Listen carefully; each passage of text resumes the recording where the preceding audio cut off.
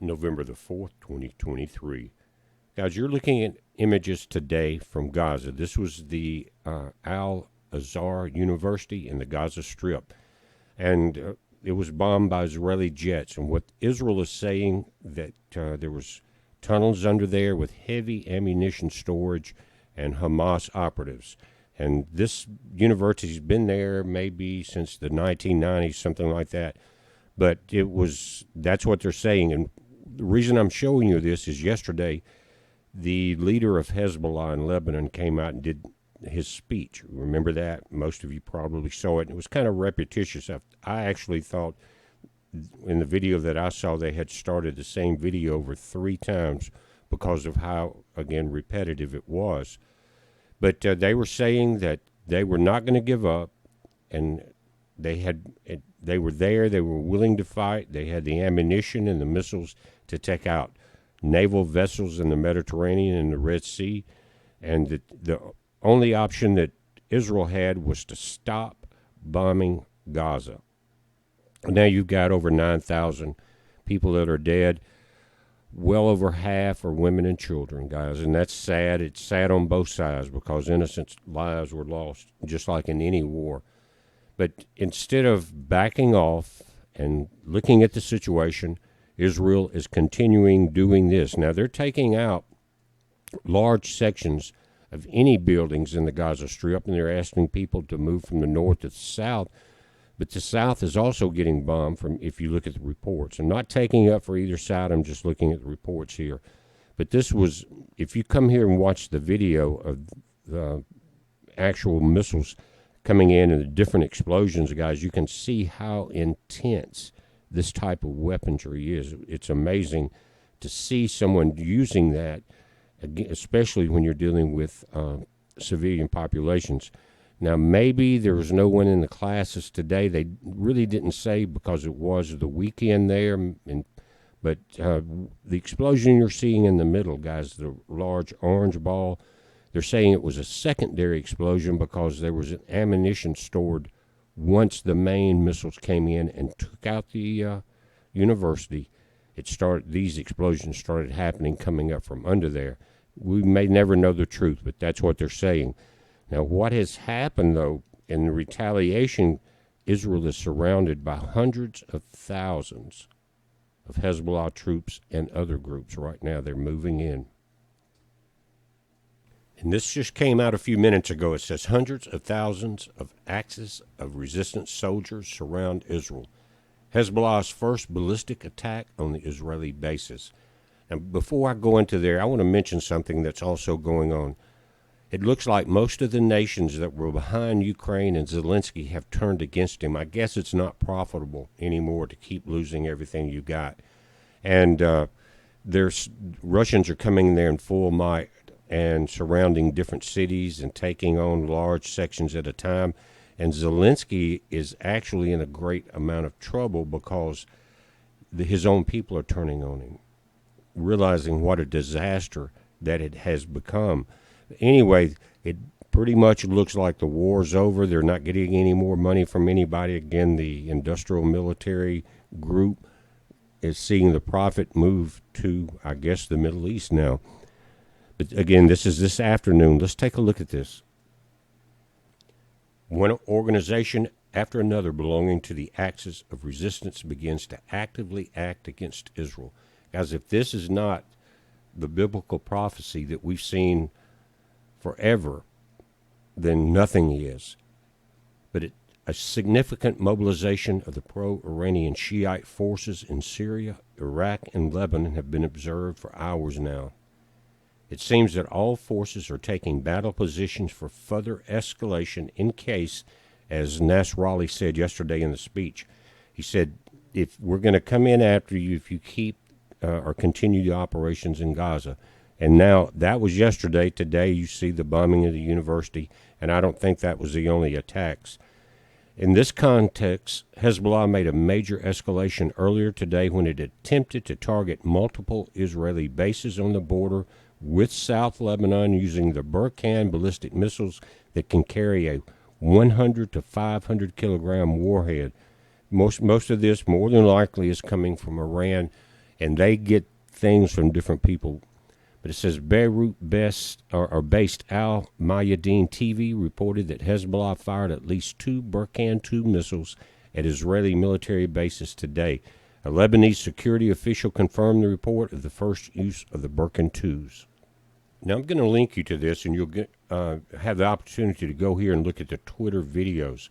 It says, video update. Footage captures the moment when Hezbollah forces fired a 500 kg Burkan 2 mortar, also referred to as the Jamani mortar. The weapon was put into service today for the first time against the Israeli army on the northern front. Israeli artillery and aircraft then hit several Hezbollah positions in South Lebanon following an attack earlier today on the IDF Al-Abad military base along the border, which is still burning. The IDF released footage showing strikes on Hezbollah positions in southern Lebanon. It says targets include infrastructure and missile depots, and you saw the large university there get taken out. The IDF is publishing footage showing strikes on Hezbollah sites in southern Lebanon. It says the targets included infrastructure, rocket warehouses, and compounds used by the terror group. Explosions around multiple locations in southern Lebanon currently due to IDF airstrikes. Areas around Ramish and Rishaya al-Fukar reportedly targeted.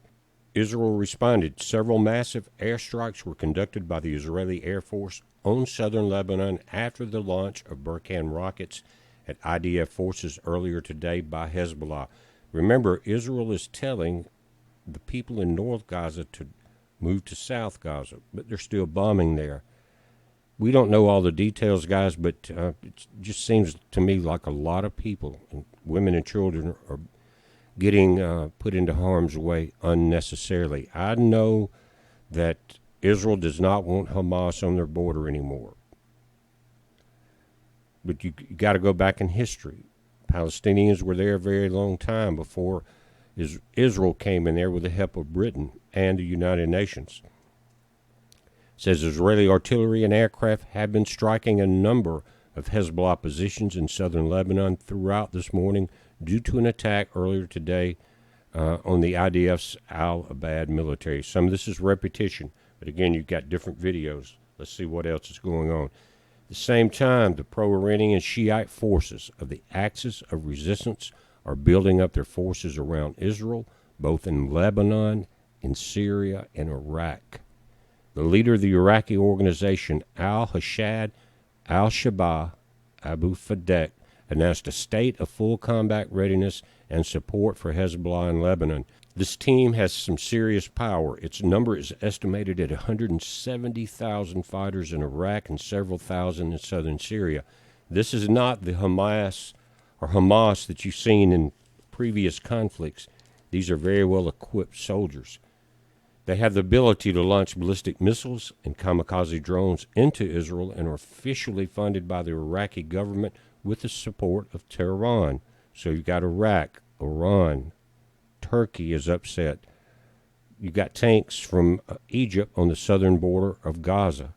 Jordan, more than likely, is going to get involved. A lot of people are holding back because they know that they can do this saber rattling, and now you're seeing all of this military buildup and the escalation in the attacks. But they know once the trigger's pulled, all countries will be hit, more than likely. So people are holding back. Israel's trying to go forth as fast as they can because they feel the international pressure to stop.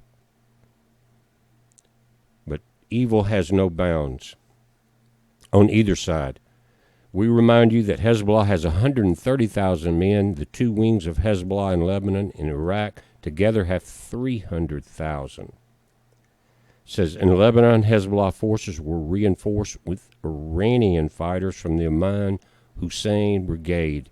According to the Arab press, these militias have been operating in the southern part of the country for several days. In addition, the Fajr forces, a little-known Sunni armed group operating in southern Lebanon, has been reactivated in recent weeks after nearly 20 years of relative inactivity.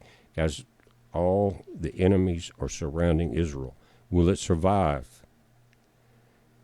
says, along with other Hezbollah allies, the group has escalated attacks on Israel. All of them now are firing there. Israel's going to get stretched pretty thin between Gaza in the south, Hezbollah. When you're talking about Hezbollah now, remember, Iraq, many other countries of this area, Syria, are involved.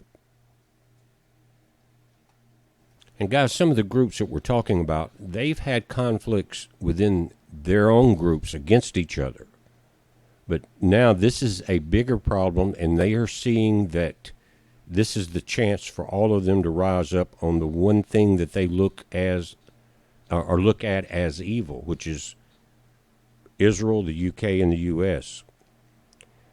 They're saying we are not fully aligned with Hezbollah. This is from Bassam Haman, deputy head of the political bureau of the Islamic group under which the Shiite Forces operate.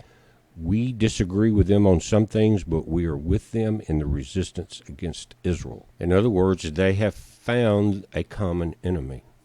The Alman Research Center, which monitors security developments along Israel's northern border, says the Imam Hussein Brigade is a militia composed mainly of Iraqi Shiites that was integrated into the 4th Division of the regular Syrian army and operates mainly in the Damascus area.